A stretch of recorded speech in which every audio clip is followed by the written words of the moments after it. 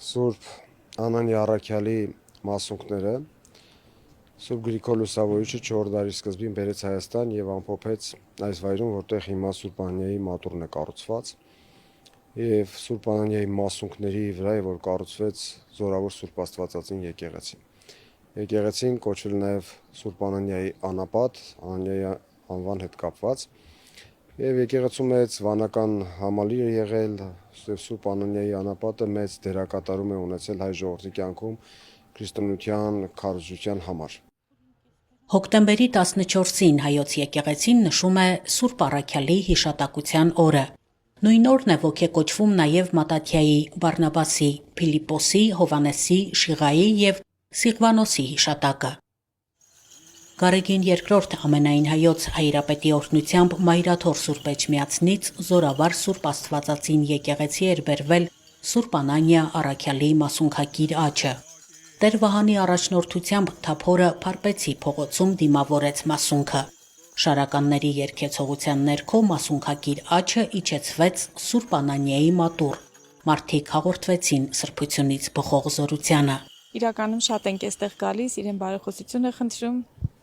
Այս մատուրը շատ հայտնի է եւ երևի միակն է քաղաքում, որ մինչեւ ուշ ժամ բաց է, համարյա ամբողջ գիշեր։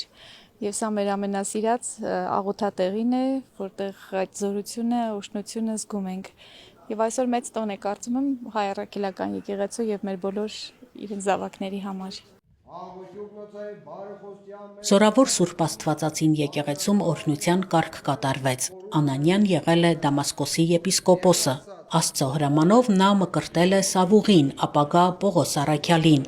Սուրբ Անանիան Աստծո խոսքն է տարածել հրեաների եւ հեթանոսների մեջ։ Ավետարանում հիշատակվում է, ինչպես է նա Պողոս Առաքյալին աղոթքով բուժում, ապա մկրտում եւ Պողոս անունը տալիս։ Անանիան պատասխանեց. Տեր, շատերից լսեցի այդ մարդու մասին, թե որքան չարիքներ է արել Երուսաղեմում քո սրբերին։ Քահանաները գործ կառաքելոցից ընթերցեցին Սուրբ Անանիային վերաբերող հատվածը։ Տոնի արդիվ մարդիկ աղոթքով խնդրում են Սուրբ Անանիայի բարեխոսությունը մարմնի ու հոգու բժշկության համար։ Խորանում սպասավորող Աշոտ Դպիր Արևշատյանը իր Տաթևացուց Տաթևացին գրքում անդրադարձել է Անանիա Առաքյալին ու այս սրբավայրին։ Ցավոք սովետական շրջանի ժամանակներից շատ քչերը գիտեին, որտեղ արգելված էր, բայց աշխատեցինք հնարավորինս տարածել եւ Աստծո ողորմությամբ կարողացանք այնպես անել, որ արդեն այդ օրերը հատուկ պատարագ մատուցվեն, ոնց որ այսօր պետք է մատուցվի։ Այս տարածքը եղել է վանք, որտեղ